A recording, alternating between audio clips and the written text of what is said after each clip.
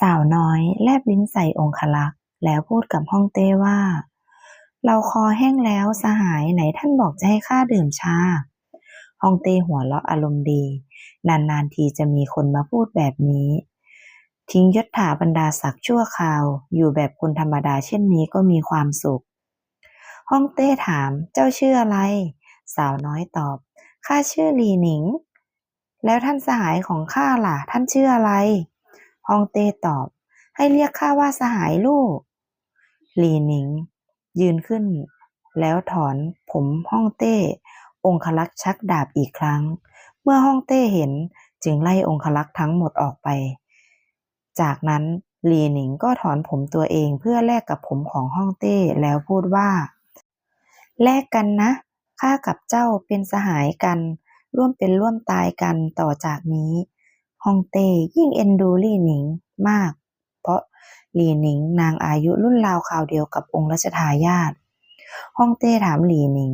บ้านเจ้าอยู่ที่ใดหลี่หนิงนึกขึ้นได้พ่อให้เตรียมตัวต้อนรับฮ่องเต้จึงบอกว่าท่านอย่าบอกใครนะ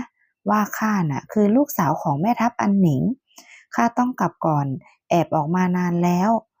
อันหนิงบอกฮ่องเต้ว่าถ้าเจ้ามีเรื่องคับข้องใจไปหาข้ากับพ่อได้ พ่อข้าปากร้ายแต่ใจดี ไปก่อนนะสหายฮ่องเต้หัวเราะชอบใจแล้วพูดว่า อันหนิงเอ้ยอันหนิงลูกสาวของเจ้านางน่ารักยิ่งนัก อีกไม่กี่ปีเราจะเอานางมาเป็นลูกของเราฮ่องเต้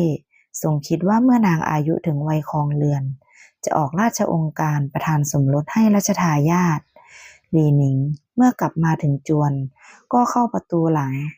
แม่ทัพอันหนิงยืนรอบุตรสาวอยู่หน้าประตู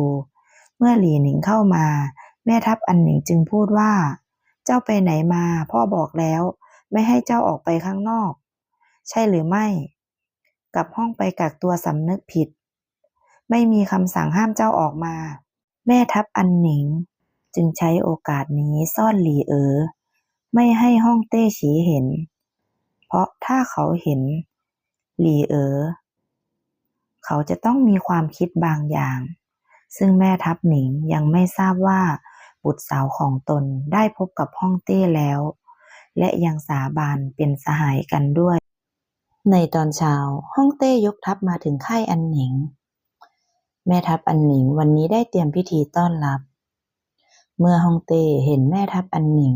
จึงถามสาธารทุกข์สุขดิบและถามเรื่องครอบครัว แม่ทัพอันหนิงจึงพูดว่าตนและครอบครัวสบายดีฮ่องเต้อยากพบหลี่หนิงอีกครั้งจึงบอก